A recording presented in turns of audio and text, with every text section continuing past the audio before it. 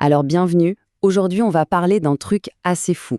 Il y a une ressource pour laquelle des milliers d'entreprises se livrent une guerre sans merci, tous les jours. Une ressource qu'on ne peut ni toucher, ni stocker. Non, ce n'est pas l'argent, c'est notre attention. Du coup, la grande question c'est pourquoi notre attention a-t-elle pris autant de valeur? On connaît tous ça, pas vrai? On prend son téléphone juste pour regarder un truc et hop, 30 minutes se sont envolées. C'est ce mystère-là qu'on va essayer de percer aujourd'hui. Et c'est là que tout se joue. Pour nous, c'est du temps perdu, tout simplement. Mais pour les plateformes, ah non, c'est du revenu, c'est du cash. On a deux visions totalement opposées pour un seul objectif de leur côté, garder notre regard rivé à l'écran. Bon, pour y voir plus clair, il faut qu'on revienne un peu en arrière. Il faut comprendre que les règles du jeu ont complètement changé. La valeur aujourd'hui, elle n'est plus forcément dans les objets qu'on peut tenir dans la main. Regardez, c'est flagrant. Avant, le deal était simple.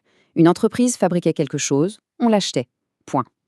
Aujourd'hui, les géants du web ne vendent plus vraiment de produits.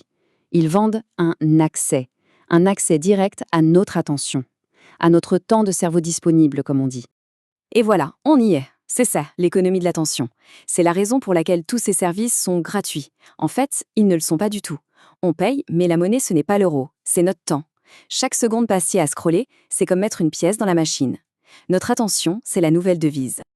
Ok, premier point compris. Mais attirer l'attention une fois, c'est une chose. Le plus dur, c'est de la conserver. Et pour ça, il y a une arme secrète d'une puissance incroyable. Les fameux algorithmes. Et ça fonctionne en 3 temps, c'est implacable. D'abord, l'observation. L'algorithme regarde tout.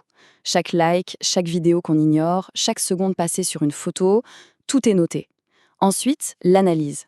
Avec ces infos, il se crée une sorte de double numérique de nous-mêmes, qui connaît nos goûts parfois mieux que nous.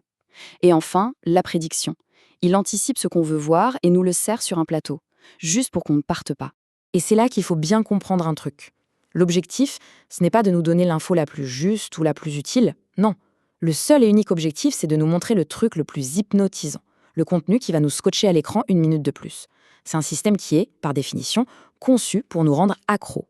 Maintenant, on va encore plus loin. On a vu le modèle économique, on a vu la technologie, maintenant on va parler de ce qui se passe à l'intérieur de notre propre cerveau. On entre dans la psychologie. Et le mot magique ici, c'est dopamine. En gros, c'est une substance chimique dans notre cerveau, l'hormone du plaisir. Quand on reçoit une récompense ou une surprise agréable, notre cerveau en libère un peu. Et ça nous fait nous sentir bien, ça nous donne envie de recommencer. C'est là que le piège se referme. Parce que ces plateformes sont construites exactement sur le même principe qu'une machine à sous. La récompense n'est jamais certaine, elle est aléatoire, imprévisible. Est-ce que le prochain scroll va me montrer une vidéo géniale, un message d'un ami? On ne sait pas. Et comme au casino, c'est cette incertitude qui nous pousse à tirer le levier, ou plutôt à faire glisser notre pouce. Et ces récompenses, c'est quoi? Eh bien, c'est un nouveau like. C'est un message qu'on n'attendait pas.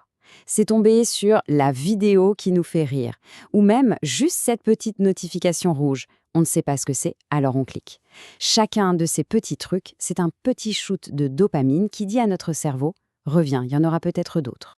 Alors, si on met tout ça bout à bout, le modèle économique où notre attention est la monnaie, les algorithmes qui nous analysent, et ce système de récompense basé sur la dopamine, eh bien, on arrive à une conclusion qui fait un peu tourner la tête.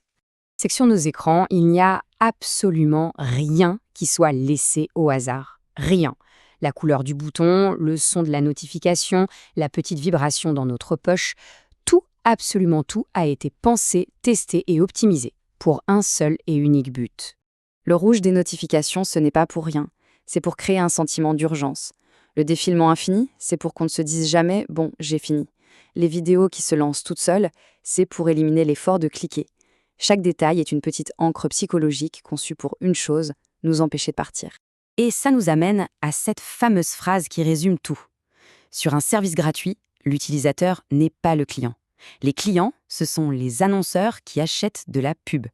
Et qu'est-ce qu'on leur vend? Notre attention. Et donc, dans cette équation, le produit, c'est nous.